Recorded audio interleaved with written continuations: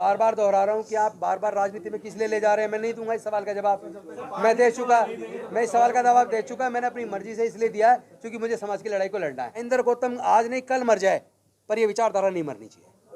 इस विचारधारा का चलना बहुत जरूरी, इसका बढ़ना बहुत जरूरी है।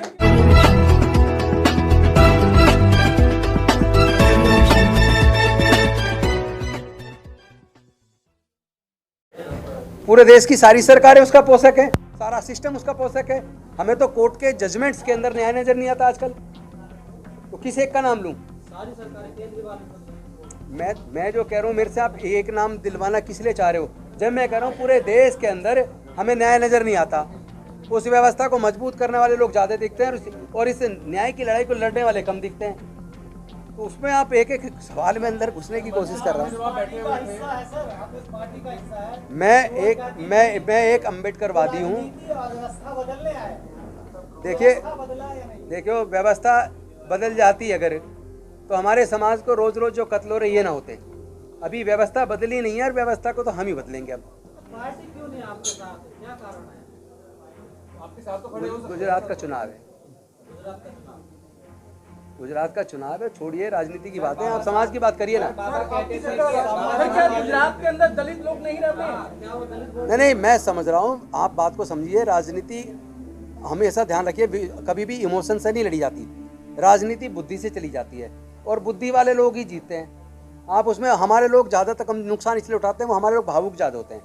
लड़ाई भावनाओं से नहीं लड़ी जाती, बुद्धि और विवेक से लड़ी जाती है। आप अगर सच्चे बुद्धि के अनुयायी बाबा साहब को मानने वाले हैं तो अपनी लड़ाई को बुद्धि और विवेक से लड़ो, भावनाओं में ज़्यादा मत गइए। जो समाज हम पर हावी है आज के समय में, क्या उसका हमारे द्वारा उसकी ताकत बढ़ाना जरूरी है? मुझे लगता है हमें अपने समाज की ताकत को एकजुट करना चाहिए।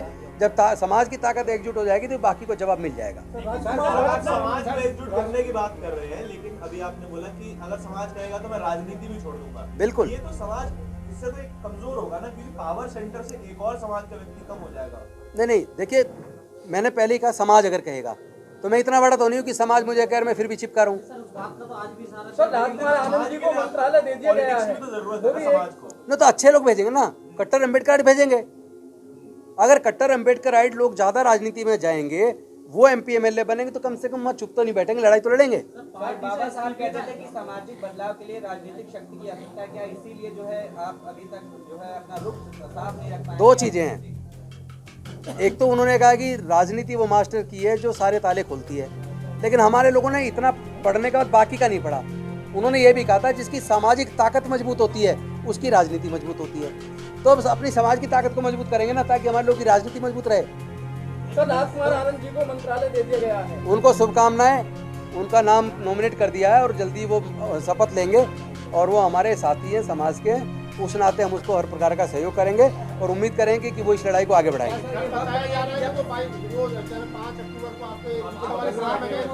हाँ, वो थे। क्या सर ये वक्त नहीं है जब सभी दलों को एक साथ आना चाहिए इस मुद्दे पर, ताकि बहुजन समाज की आवाज? सच तो ये है कि बहुत सारी पार्टियों के लोग इस मुद्दे पे साथ आए हैं और लोग इस लड़ाई को लड़ने के लिए तैयार हो रहे हैं। मैं फिर से दोहरा रहा हूँ, आप सामाजिक शक्ति को मजबूत करने में सहयोग करें। इसको बार बार राजनीतिक सवाल पूछ के सामाजिक लड़ाई को कमजोर ना करें। सर, आपको नहीं लगता है सर अधिकतर आपके साथ में बसपा के लोग खड़े हुए हैं? मेरे साथ पूरे देश के लोग खड़े हैं। इसको भी राजनीतिक पार्टी में मत बांटिए। लेकिन जो समाज के जो लोग हैं वो तो फ्री बिजली पानी में लगे हुए हैं।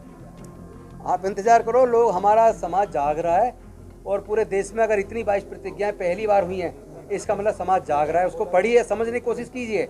समाज अब और ज़्यादा जुन जाति बर्दाश्त करने के लिए तैयार नहीं है और इतना जाग रहा है, आने वाले समय में हर बुराई के खिलाफ सख्ती से खड़ा नजर आएगा। सर, इसमें कितनी सच्चाई है कि इस्तीफा जो है, ऐसी खबरें चल रही हैं कि मनीष सिसोदिया? मैं आपको बार बार दोहरा रहा हूँ कि आप बार बार राजनीति में किस लिए ले जा रहे हैं। मैं नहीं दूंगा इस सवाल का जवाब। मैं दे चुका। मैं इस सवाल का जवाब दे चुका। मैंने अपनी मर्जी से इसलिए दिया है क्योंकि मुझे समाज की लड़ाई को लड़ना है। राजनीतिक मंत्री बने रहने के आदमी की कुछ सीमाएं होती हैं, लेकिन मंत्री पद से हटने के बाद MLA की कोई सीमा नहीं है। MLA सवाल पूछता है, मंत्री जवाब देता है। MLA तो मुद्दे उठाता है, तो अब हम समाज के मुद्दे पूरे देश में उठाएंगे। कोर्ट के साथ रोड पर किस तरीके की लड़ाई लड़ेंगे आप? रोड पे तो एक अम्बेडकर जो लड़ता आया आज तक, उसको और ज़्यादा धार देंगे, मजबूती के साथ लड़ेंगे और कोर्ट में वकालत करेंगे उनकी, अपने लोगों की। वकील के तौर पे कोर्ट में लड़ेंगे और एक एक्टिविस्ट के तौर पे सड़क पे लड़ेंगे। और एक एमएलए के तौर पे विधानसभा के अंदर उठाएंगे। सर समाज तीनों मोर्चे पे लड़ाई लड़ी जाएगी। एक विधायक के तौर पे विधानसभा में समाज के मुद्दों को उठाएंगे, एक वकील के तौर पे न्यायालय में उठाएंगे, और एक एक्टिविस्ट अम्बेडकरवादी होने के नाते रोड पे उठाएंगे। सर समाज की नाराजगी है आम आदमी पार्टी से, और आप आम आदमी पार्टी में अभी भी है, तो दोनों चीजों को साथ में लेके कैसे चलेंगे? आखिरी सवाल है। आप प्लीज थोड़ा इंतजार कीजिए। मैं अपने सुनिए, राजेंद्र गौतम के लिए कोई मुश्किल है, राजेंद्र गौतम रहे ना रहे कोई बड़ी चीज नहीं है। राजेंद्र गौतम एक व्यक्ति है, ये विचारधारा मजबूत होनी चाहिए, विचारधारा बढ़नी चाहिए।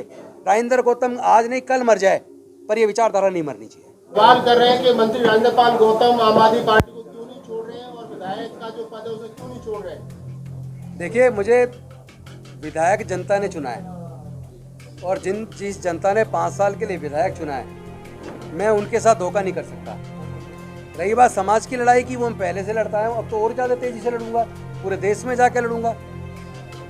जिस जनता ने लेकिन मुझे वोट दिया है, उनको बीच में उनको क्या छोड़ दूँ? आपको पता है, मेरी विधानसभा में चुनाव के अंतिम दिन देश के गृह मंत्री अमित शाह जी ने पूरा दिन लगाया। उसके बावजूद मुझे पिछली बार से भी 8,000 ज़्यादा वोट, 56,108 वोटों से जिस जनता ने जिताया, मुझे लगता है कि मेरा ये फर्ज है, एक कट्टर अम्बेडकरवादी होने के नाते मैं अपने क्षेत्र की जनता से धोखा नहीं कर सकता। इसलिए मैं एमएलए की पोस्ट से रिजाइन क्यों करूं? अभी आप इंतजार कीजिए। समाज की लड़ाई को लड़ना बहुत महत्वपूर्ण है, और समाज जिस स्थिति में खड़ा है, उस स्थिति में मुझे लगता है ऐसे लोगों को तैयार पूरे देश में जाके करना जरूरी है, और हम पूरे देश में जाके अपने लोगों को तैयार करेंगे। 5,000 वकील हम आने वाले दो महीने के अंदर पूरे देश में तैयार करेंगे।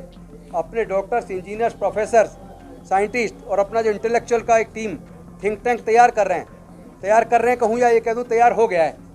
बहुत जल्दी समाज की लड़ाई को सही दिशा में, चूँकि लड़ाई भावनाओं से नहीं लड़ी जा सकती। लड़ाई ये बेसिकली 2 चीज़ों के बीच है, किसी एक पार्टी के बीच की लड़ाई नहीं है। ये लड़ाई मनुवाद और अम्बेडकरवाद के बीच है। इसको अगर आप पार्टियों में बांट के देखेंगे तो आपको पता लगेगा हर जगह एक ही विचारधारा के लोग हैं। ये लड़ाई बेसिकली अम्बेडकरवाद और मनुवाद के बीच है, और इस लड़ाई में अम्बेडकरवाद की लड़ाई को बेहद मजबूती से लड़ना जरूरी है। उसके लिए अपने जैसे लोग पूरे देश में तैयार करने। इसको हम राजनीतिक दृष्टि में जाएंगे तो हमारा समाज की लड़ाई पीछे छूट जाएगी, क्योंकि जब हम राजनीति के चक्कर में गए तब तक हमारी समाज की ताकत कमजोर हुई है।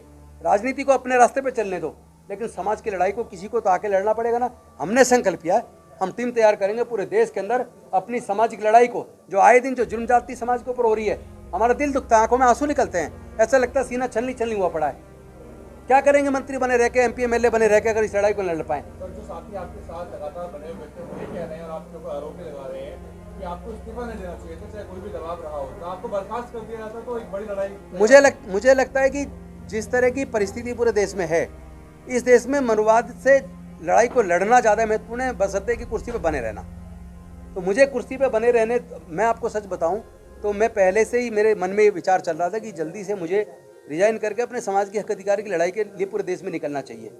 तो परिस्थिति ऐसी बनी कि एक तरफ अम्बेडकरवाद और तथागत बुद्ध का धम्म है, और एक तरफ मंत्री पद की कुर्सी है। तो मुझे लगा कि मुझे मंत्री पद की कुर्सी को लात मार के अब अपने बाबा साहेब के रास्ते पे आगे बढ़ना चाहिए। मुझे जो उस वक्त उचित लगा वो मैंने कर लिया। हो सकता है इसमें मेरे से अगर कोई गलती समाज को लगता हो कि समाज से पूछना चाहिए था, तो मैं उसे अपनी गलती जरूर मान सकता हूँ कि मुझे समाज से नहीं पूछा मैंने। कल मनीष सिसोदिया जी को सीबीआई ने नोटिस देकर के बुलाया, पूरी पार्टी रोड पे थी और आप 5 घंटे तक थाने में बैठ रहे। लेकिन मेरे समाज के लोग पूरे देश में खड़े हैं ना। हमें पता है दलितों की लड़ाई दलित लड़ते हैं, हमारी लड़ाई को लड़ने के लिए कोई दूसरा नहीं आता, ये इतिहास गवाह है। तो हम अपने दम पे, हमारा समाज अपने दम पे लड़ाई लड़ता है, हमें किसी सहारों की जरूरत नहीं। समाज आपके साथ है, आप केजरीवाल साहब के साथ हैं। देखिए, मैं बार बार दोहरा रहा हूँ, आप बार बार राजनीति की तरफ ले जाना चाह रहे हैं। आप लड़ाई को राजनीति तरफ मोड़ने की बजाय समाज की लड़ाई को तैयार करने में सहयोग दें। समाज में मैसेज नहीं जा पा रहा है कि ये दोनों लोग अलग अलग हैं। पहुंच जाएगा message, you wait for some time. Sir, जो 11 विधायक है दिल्ली में और भी ऐसी कैटेगरी से आते हैं, क्या वो आपका साथ दे रहे हैं? मैं पहले कह रहा हूँ कि अम्बेडकरवादी सबसे ताकतवर व्यक्ति होता है, और हर कोई अम्बेडकरवादी बन नहीं सकता। हर किसी के अंदर उतनी ताकत नहीं होती कि वो अम्बेडकरवादी बन जाए। अम्बेडकरवादी कसौटी पे खड़ा उतरना बहुत बड़ी बात है। कट्टर अम्बेडकरवादी बीड़ी, सिगरेट, शराब, बियर, बिस्की, पान, तंबाकू, गुटखा टच नहीं करता, बेविचार नहीं करता, किसी का अपमान नहीं करता, किसी को ठेस नहीं पहुंचाता, किसी का हक नहीं मारता। तो इतना तप कर, बड़े तप में तपना पड़ता, तब कोई अम्बेडकर